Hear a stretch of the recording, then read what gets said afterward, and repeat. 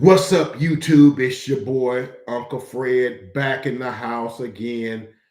Just going to give you a little NFL wild card weekend results video. Go ahead and hit that like, comment, and subscribe. Get in this Uncle Fred experience. Get in this wild card weekend pick'ems. I guarantee you won't be disappointed. It was a kind of a bittersweet weekend for me, because I roll with the Cowboys, and we took one on the chin. But I mean, it was some good weekend football. Aside from that, as we get this season whittled down to the last handful of teams, some good football. It was some good games, and it was some not so good games. There was some competitive ones, and some that was over before they started. And but let's go ahead and get into them. We know I did on last week. I did my pick'ems on this week's, and I picked the 6 games. I think I might have not mentioned the Steelers and Kansas City game. No disrespect there. Just forgot to, I was going to pick the Kansas City Chiefs, but I would have factored in that the Steelers will keep them close. But anyway, so let's get into this game. First game that we encountered was on Saturday night. Saturday afternoon. We're gonna say it was like 6 o'clock our time, and it was the Raiders at the Cincinnati Bengals. Now, thought it was gonna get off to a bad start because I picked the Raiders, but I thought the Bengals. I thought maybe first time in the playoffs, new young team, and I felt like the Raiders is a little more veteran of the teams, and quarterback that's been to the playoffs before, and they've overcome a lot. They got a little toughness to them. And I went with the Raiders, but I felt like the Bengals probably have more talent. But I went with the Raiders. Let's just get into it. First game, Raiders and Bengals. Raiders jump on them out the gate. 3-0, drove down the field. Nice runs by Jacobs. Nice passes to Jay Jones and Darren Waller. But the drive stalls like the 30-yard line, and they ended up settling for Daniel Carson 47-yard field goal, capping off a 10-play, 51-yard drive. That's 3-0. But the Bengals don't settle for no stinking field goal. They get the ball, and they drive 75 yards, 10 plays, 7-yard pass. Ujoma, that tight end, the talented tight end out of Auburn, is extra points good. It's 7-3 Bengals. Then after a fumble by, I want to say it was Derek Carr when he was getting tackled, got fumbled, and they picked it up. And so the Bengals couldn't move it, but they kick a field goal, drive 7 yards, 4 plays, kick a 31-yard field goal by Daniel Carson. And just like that, it's 10-3. And then the Raiders can't get anything going. Bengals get the ball back, and they drive 33 yards, 8 plays. McPherson kicks another field goal. It's 13-3. The thing about it is, even though the Bengals can't get in the end zone, they still stacking up points. The Raiders can't seem to get nothing going here. So, but right before second quarter, they finally drive 51 yards, 6 plays, and Carlson kicks a 28-yard field goal, make it 13-6. So it's kind of within range. But right before halftime, and this is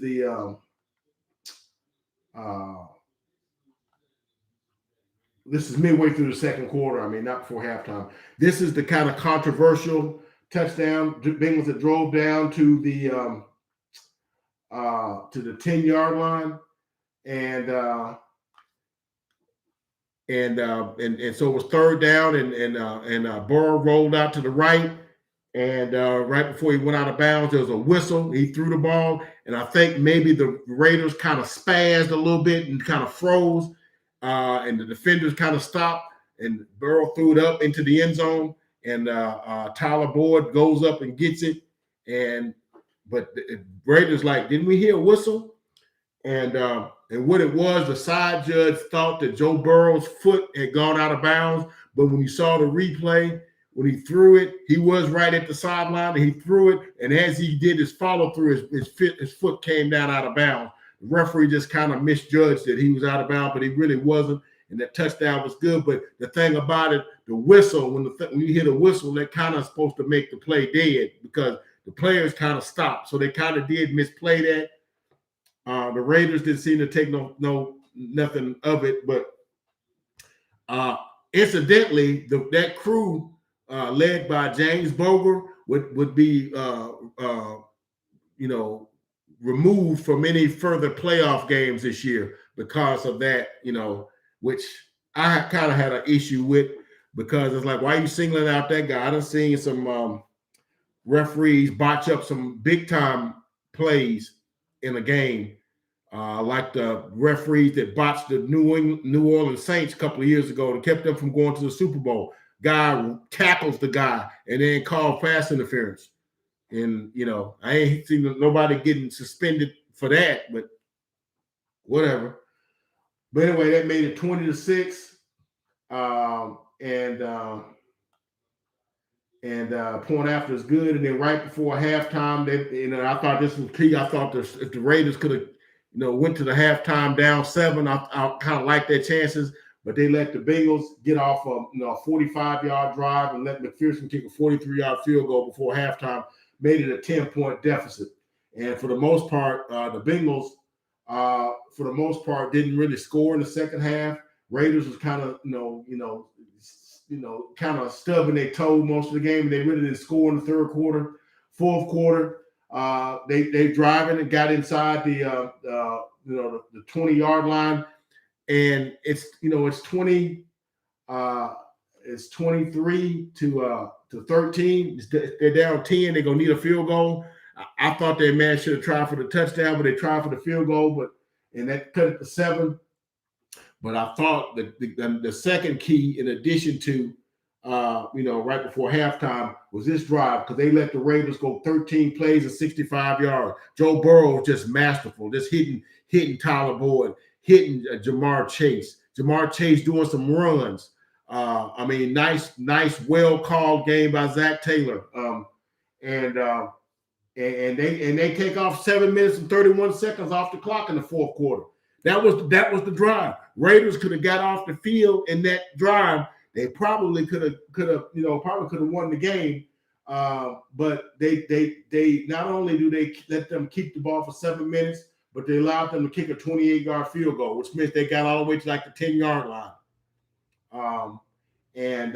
Kick the extra points, and now it's 26-16. Now you're down 2 scores.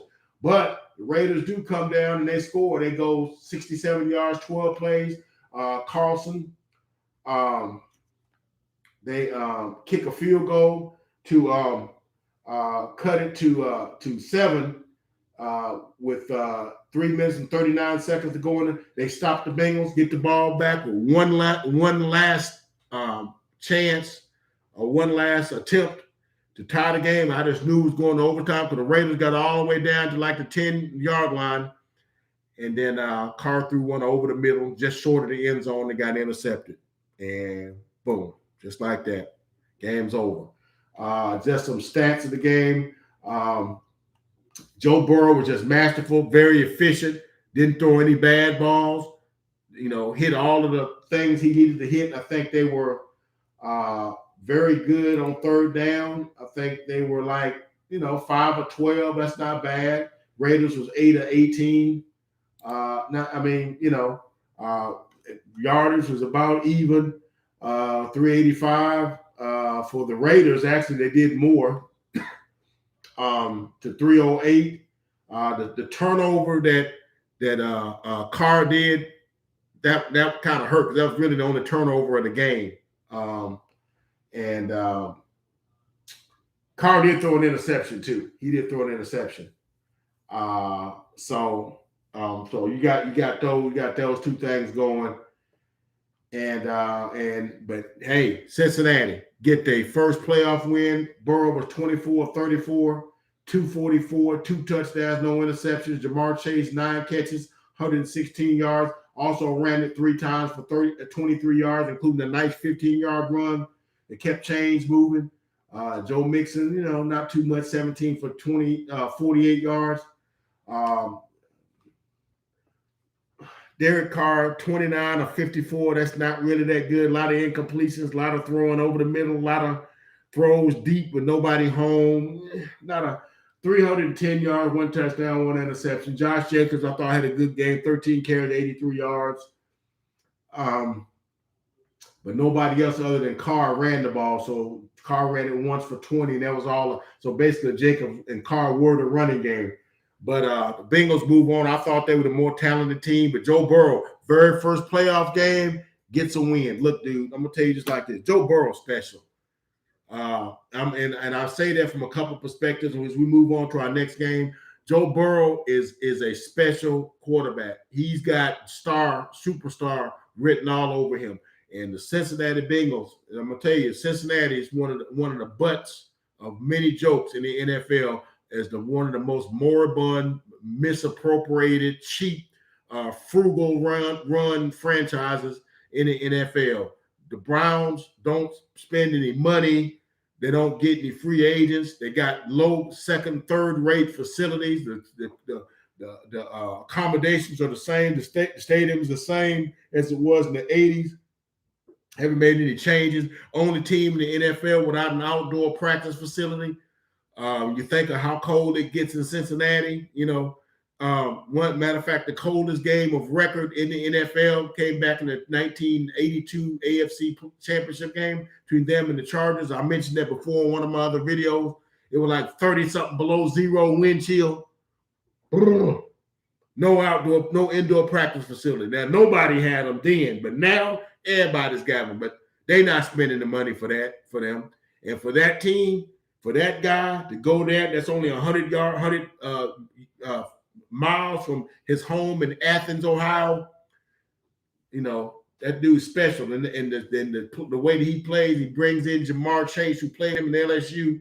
Man, they got something special there, man. So I'm happy for them. First playoff win for the Bengals. Marvin Lewis was there 15 years, didn't win a single playoff game. Zach Taylor's first time he gets there, that kind of seems kind of unfair, and he gets a playoff win his first time. Andy Dalton was there, didn't win a single playoff game in like 5 tries. And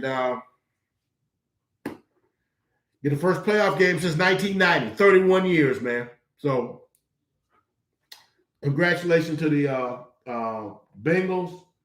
Kind of sad for the Raiders because they went through HE hockey sticks this year with Gruden, with Henry Ruggs, with Averett, with all that going on. And, this had a lot going on this year and to overcome and the work and trying to get the interim coach and stuff. So I don't know. They end the season 10-8 and Bengals move on. So, all right, next game, and I'm not going to spend a lot of time on this one, but the next game that was played was the New England Patriots at the Buffalo Bills.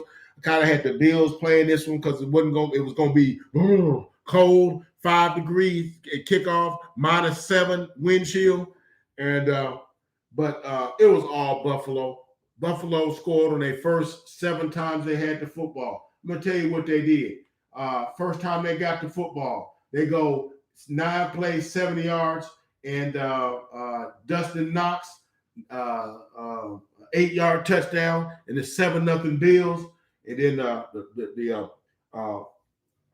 Patriots have a chance to answer on 3rd and 10. Mac Jones, who knew he could run, ran 16 yards for a first down. They get all the way down to like the 30-yard line. He tries a pass down the left sideline intended for, I want to say it was Kendrick.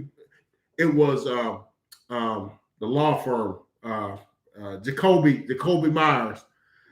But Micah Hyde came out of nowhere and picked it off, and then they promptly go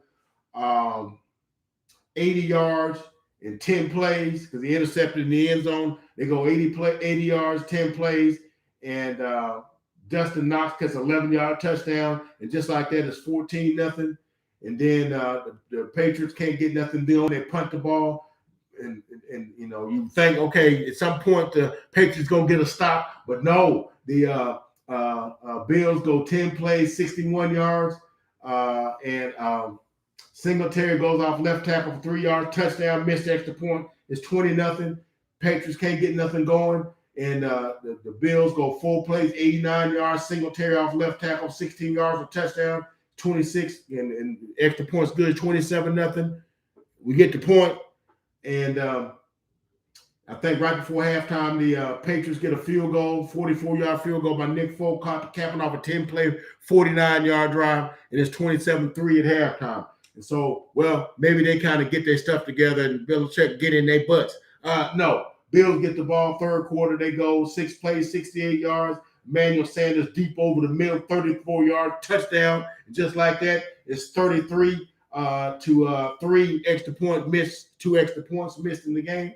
And then Mac Jones kind of gets them on track, and they go 80 yards, 11 plays, and he hits Kendrick Bourne with a 3-yard touchdown, and it's 33 to 10. But then in the fourth quarter, Bills get the ball. They methodically drive 9 plays, 77 yards, 5 minutes and 50 seconds. And Josh Allen, deep middle.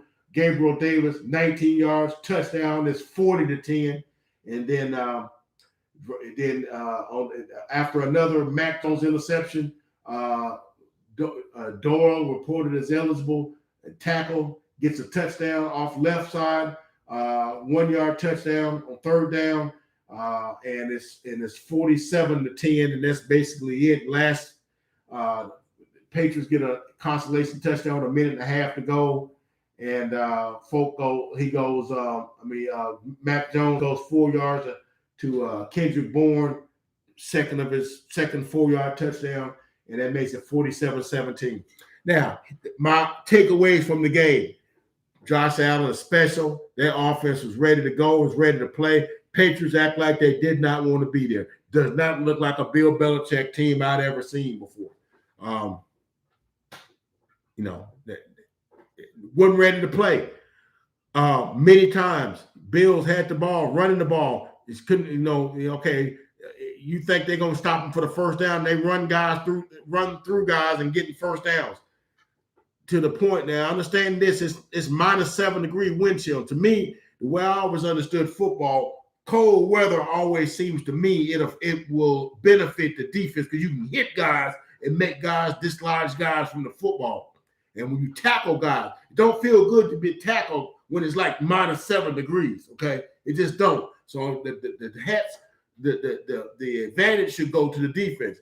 But do you know that the Bills never punted in the game?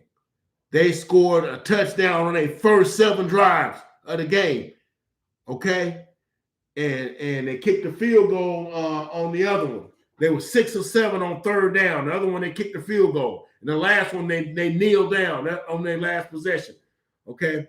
So they scored. They had 8 possessions, I think 8 or 9 possessions in the game, and they scored on all of them.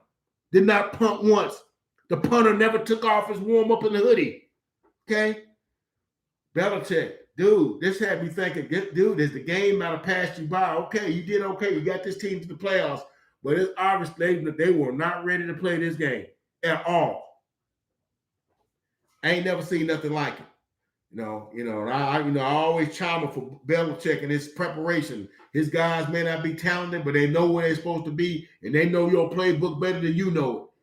Not that day. Bills roll up 485 yards of offense, 482. They took a kneel down on the last play with Mitchell Trubisky, who came in and did the final kneel down.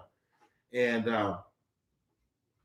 wasn't never close, man. So Patriots in the season at 10-8. Buffalo Bills move on to the divisional round.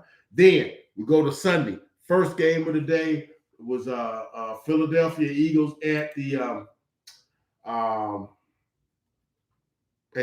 Tampa Bay Buccaneers. And Tampa wins 31-15. Not really much to say here. It was 31-0. Tampa Bay, it was just business-like. Actually, the stats were pretty even. 339 for the Eagles in total offense, 349 for the Tampa Bay Buccaneers. Jalen Hurts is 23 of 43. That's really not good. That's like 52% completion percentage. 258, 1 touchdown, 2 interceptions. One is interception. He's going deep down the field. And I think he was going for, it might have been Devontae Smith or was Quez Watkins. It was one of the two. And he was just a little late on the throw. It allowed the safety to come over and intercept that. And He was open, though. He was open. And then he missed Quez Watkins on another deep one that could have been a touchdown. A lot of his throws were just a fraction late. I'm guessing he thought he was at Alabama. A lot of guys, them guys is open for 4, 5, and 6 seconds because they 5, 10 yards behind guys. But in the NFL, you ain't gonna never be that open. A lot of times you got to anticipate the openness. Throw it when they're not open, anticipating where he's gonna go, or throw it where he needs to get to be open. And a lot of times he's just a beat short. And by that time, the hole is closed up. And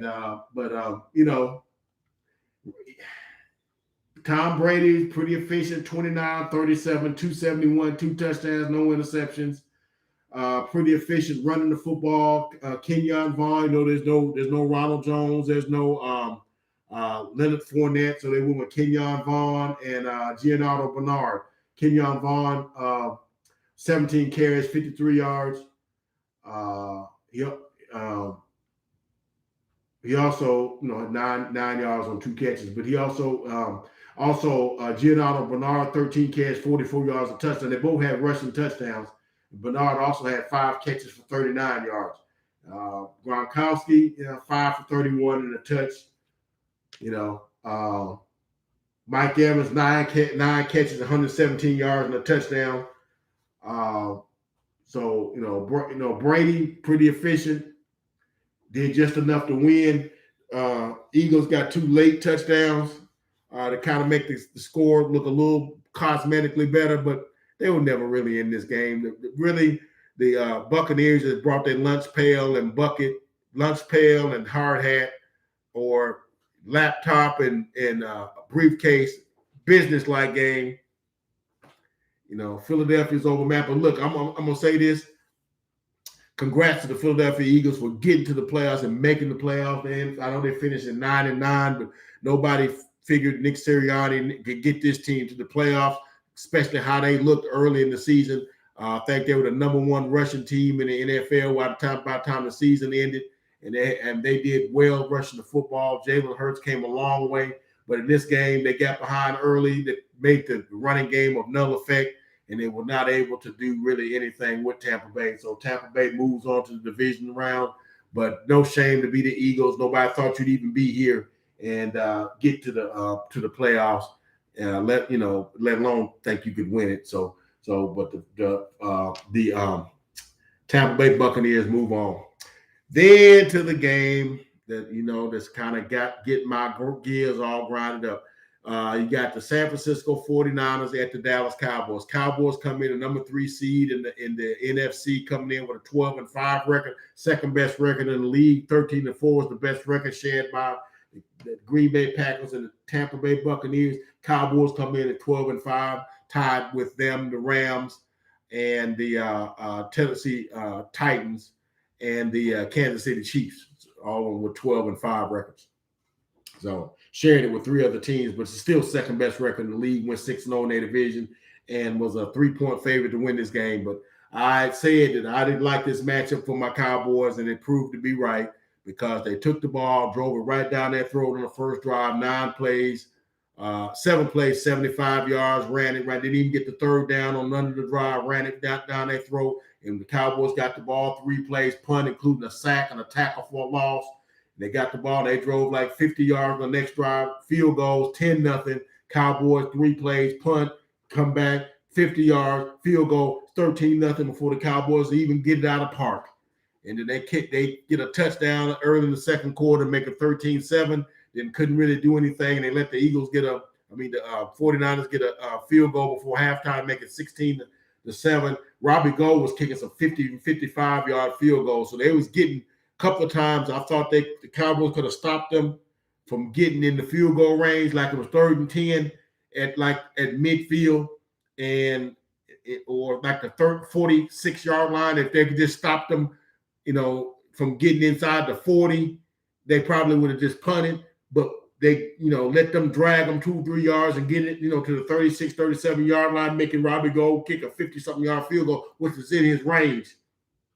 But I think anything beyond 52, 53 yards, they weren't going to try it. So Cowboys were outdone. And, and then they had 14 penalties. 87 yards and two, including 3 crucial ones when the Cowboys had closed it to 6 late in the game due to a Jimmy G interception. And which led to Dak Prescott running 6 yards for a touchdown, making it 23-17 with 8 minutes to go. And if they get a 3 and out, they can probably get the ball back with like 6 minutes and some change. But they commit 3 horrible penalties that allowed the Eagles. I keep saying the Eagles allowed the 49ers to convert 3 first downs on penalties. And one of them was a 3rd and 12, and it was illegal hands to the face. They were running the ball. They weren't even trying to get the first down. There was no need to try to do no extra. But, they did extra and got the penalty, gave them an automatic first down, which automatically burns 2 or 3 more minutes off the clock. And when they finally get the ball back, they get it with two and some change. Can't really do much with it. Get inside the 45 of the 49ers. And I thought they rushed the play before the 2-minute warning and came back to a 3rd and 11. But if they just let the 2-minute warning hit them, they still had 3 timeouts. Consult with your offensive coordinator and the head coach, get you a good play, and you come back. And then you got 2 cracks to get the 11 yards instead of just rushing the play to get it snapped before the 2-minute warning. And it was basically almost got turned, almost was a pick. And and then they ended up going for it on 4th and don't get it. And luckily they got the ball back with 30 seconds to go. And it was a bizarre end of the game. 3rd down. 2nd and 1 from the 41-yard line with 14. They decided to go with a quarterback draw, and Dak didn't get down in time. Referee was, he was hoping to get the ball and let the referee set it, but the referee is still 8-9 yards behind the play and got to run through the line to get to the thing, and he's fumbling with the ball, and it was just. Then there was a play, a fake punt late in the 3rd quarter that was successful, and then they kept the punt team on the field and got a delay of game because they couldn't figure out what the piss they was doing. So in essence, the Cowboys are ill prepared, mentally not there, mentally not tough, not well coached, wasn't ready for the game. 49ers was ready. Cowboys one and done again, and I'm ticked off and pissed off to the highest degree because my Cowboys are one and done again, even after a 12-5 record, and they one and done. The only home team in the wild card round they're going home. Goes to the man up top. Keep saying that. Players come and go, coaches come and go, but the guy that's sitting up in the box is controlling everything. It's always the same ingredients on all our playoff departures. But the Cowboys are done. 49ers move on. So now the night game on Sunday night was the Steelers at the Kansas City Chiefs. Chiefs and the Steelers kind of had a punt fest in the first quarter. I think there was like 6 punts in the first quarter between both teams. And finally, Patrick Mahomes gets strip sacked, and TJ runs it for a touchdown. I'm like, the Steelers got a chance. And I think all that did just woke Kansas City up because they end up scoring on their next 3 or 4 drive. Next thing I know, it's 28-7. Then it's like 35-7. And then, and then they had 485 yards of offense, and they were never in the game. And Steelers got a couple of late touchdowns to kind of make it 42-21. And I thought they was inside the 20-yard line with a few seconds left in the game, and I thought they would get Ben another touchdown to make the game look cosmetically close, make it like 42-28. But, of course, the Steelers threw a pass short of the end zone, and they got tackled because that's the way they've been playing. They throw the short passes, the 4, 5, 6-yard passes, and don't get the first down. That's what the Steelers been doing all season. I kind of feel bad for Ben because Ben been a Warrior for like 20 years, 18 years, first ballot Hall of Famer, first class guy, and first class organization. I kind of hate it for Ben because it's kind of, it's going to be a whole different game for the Steelers after Ben gone. and we'll just kind of see how that goes. But the Chiefs roll up 479 yards of offense to the Steelers 257. But oddly enough, they had exactly, I never seen a game, both teams exactly 30 minutes and no seconds of possession time. And the Steelers were 7 of 16 on third down. The Chiefs was 8 of 12, which means they were on their stuff. Some particulars here. Mahomes was 30 of 39, 404 yards, 5 touchdowns, 1 interception. Travis Kelce actually threw a pass for 2 yards. Wow. Jared McKinnon, 12 carries, 61 yards. Yeah, not so much there. Just a little bit. It's enough to keep him honest. Travis Kelce, 5 catches, 108 yards and a touchdown. McKinnon, 6 catches, 81 yards and a touchdown. Robinson, 4 catches, 76 yards. And, Hill, 5 catches, 57 yards and a touchdown. Okay. And Byron Pringle, 5 catches, 37 yards and 2 touchdowns. But the Chiefs just, they just played well. Just after the first quarter, they just opened the can. I think they punted 3 times in the first quarter, punted 1 time the rest of the game. Okay, the Steelers punt like 7 times. That's what the Steelers do. But so Steelers are done for the season. They go 9-8-1, and Kansas City moves on to the division round. All right, and the final game was the game tonight, and I'm not gonna spend a lot of time on that one, other than just to tell you that the Arizona Cardinals were playing at the Los Angeles Rams. I know I had the Rams. And the Rams jumped on them first right out the gate. They go 10 plays, 62 yards, touchdown. Odell Beckham Jr. 4-yard touchdown pass and 7-0 Rams. Cardinals can't get nothing done on offense, not a daggum thing.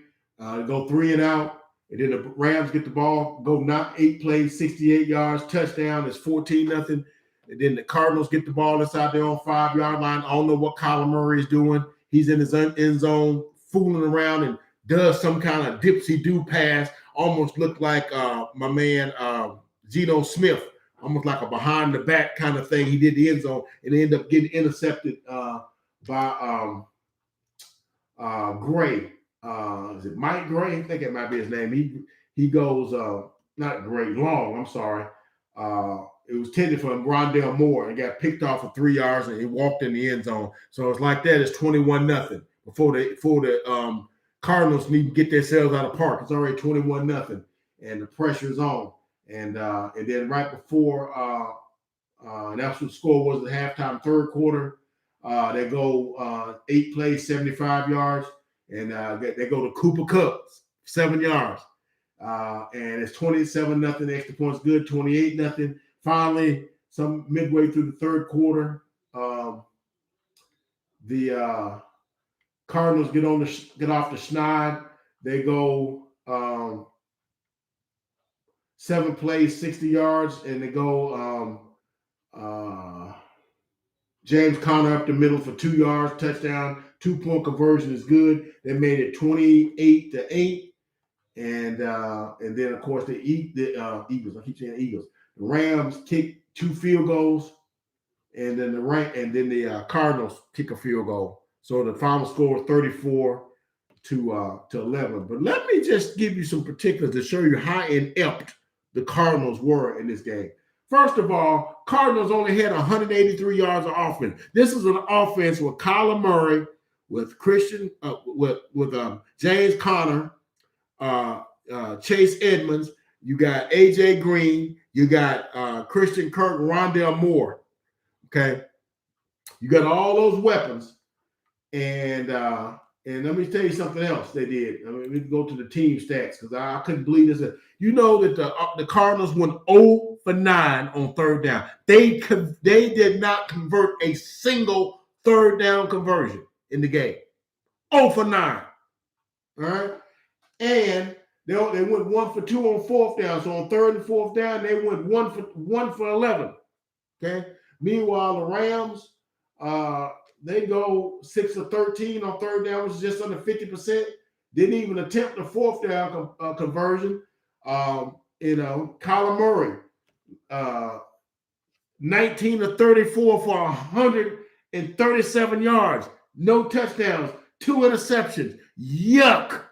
That just is disgusting stats right there. Don't do nothing.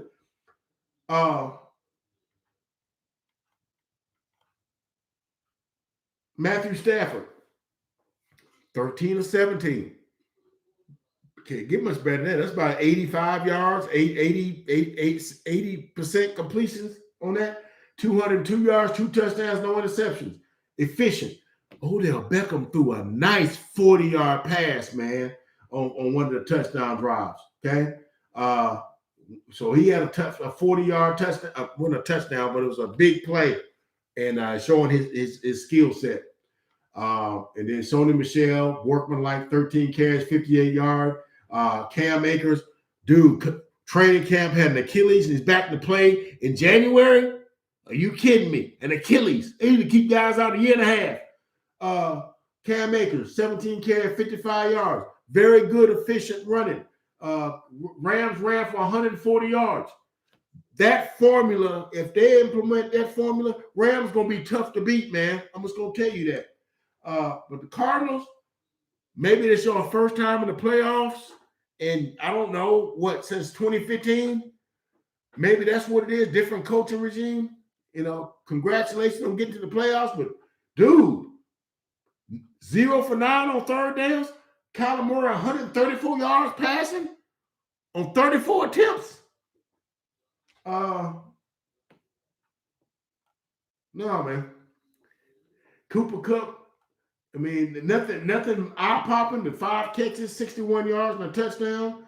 Odell, 4 catches, 54 yards and a touchdown. He also threw for 1. And Tyler Higbee, 3 catches, 46 yards. And it was a rout, 34-11. So those are all the games. Your boy went 4-2, missed the Raiders, Bengals, and missed, obviously, the Cowboys and 49ers. So let's go ahead and set the divisional round matchups for next Sunday. Give you my picks, and we're going to be soon done here. So on Saturday, the 22nd, so there's a game on Saturday. You got the Cincinnati Bengals at the Tennessee Titans. Boy, that's going to be a tough one because I think the Cincinnati Bengals got their lather up and they ready to rock and roll.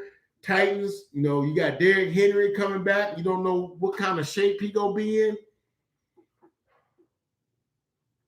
I'm telling you, man, the Bengals going to be tough to beat, man. And they got that special quarter. They got a special quarterback, man.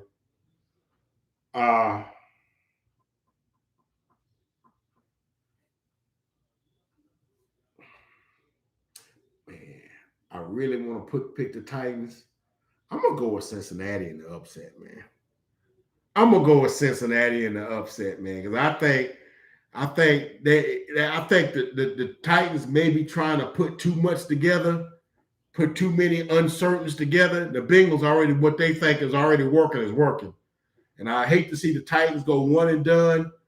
I'm hoping I'm wrong on this one because I kind of pulled for the Titans because it's the close geographically to me.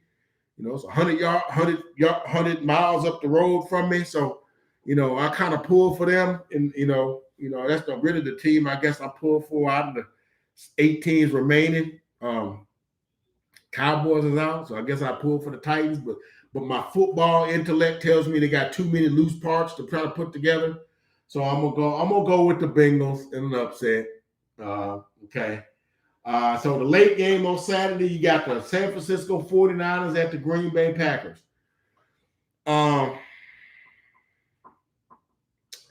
I think if the 49ers, because I think some guys got hurt against the Cowboys. I know Bosa got hurt and Fred Warner got hurt. And I also heard that Jimmy Garoppolo got a little bit of some shoulder things going on. So if there was 100%, I would think the 49ers, because I think the same thing they did to the Cowboys, they could do to the 49ers. I mean, to the Packers. Because I think they can line up and mash the Packers on the line of scrimmage. But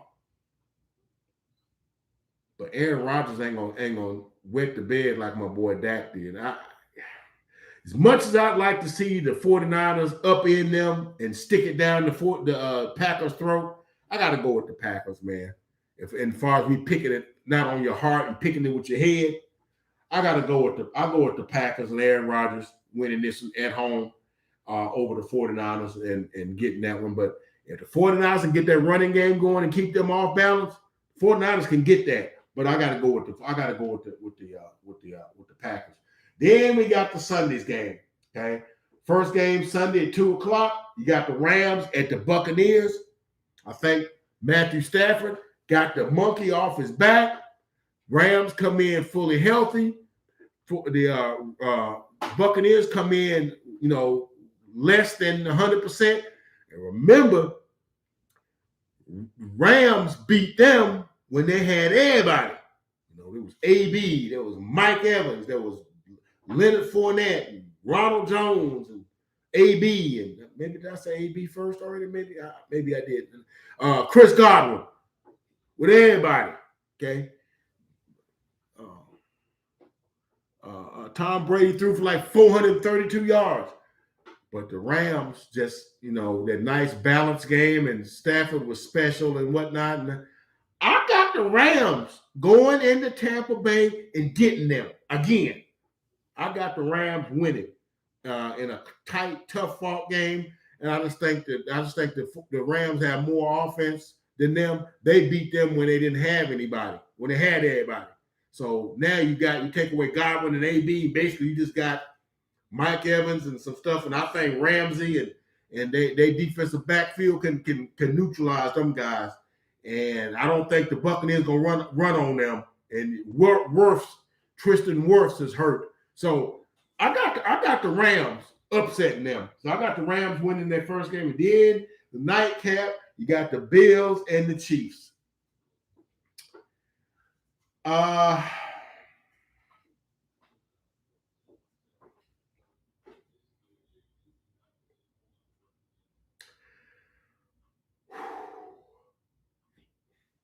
don't know, man. Because what I saw Sunday night, I saw the Chiefs do some stuff, but was that because the Steelers defense is really not playing up to par towards the end of the season, or is Kansas City back to be able to? Because the Bills got a good defense. Leslie Frazier should be a head coaching candidate for somebody.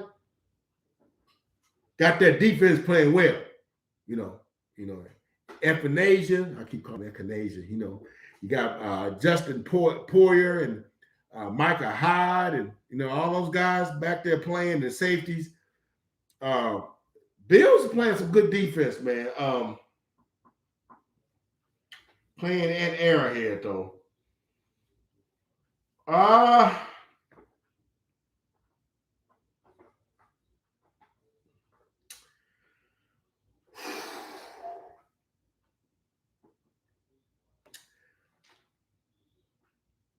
gotta go with the Chiefs, man. I got the Chiefs. Watch the Bills run them out that building, but they beat them there earlier in the season. I don't think they get them again. I think Andy Reid's a little too smart. One of his I think McDermott used to coach under him back in the day, if I'm not mistaken. Yeah, I got the Chiefs winning. So I got the Bengals, the Packers, the Rams, and the Chiefs. Let me write that down just in case, because your boy sometimes forget what he done been said. So I got the Bengals. I got the Packers. I got the Rams, and I got the Chiefs.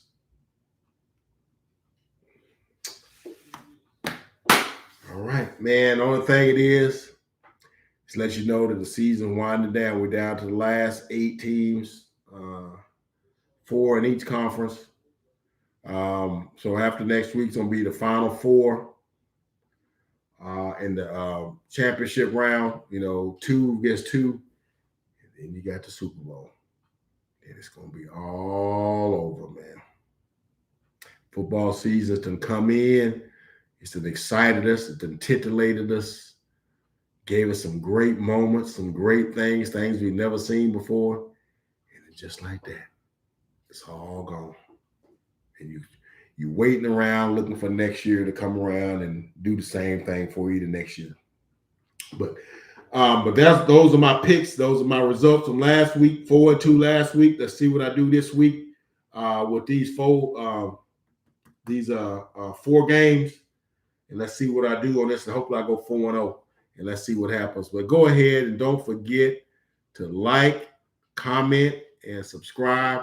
Become a part of the Uncle Fred Sports Experience. I promise you, I guarantee you, I put my reputation on the line. You will not be disappointed with the content that you get in this video segment. I promise you won't be disappointed. That's all I got for the Desk Uncle Fred.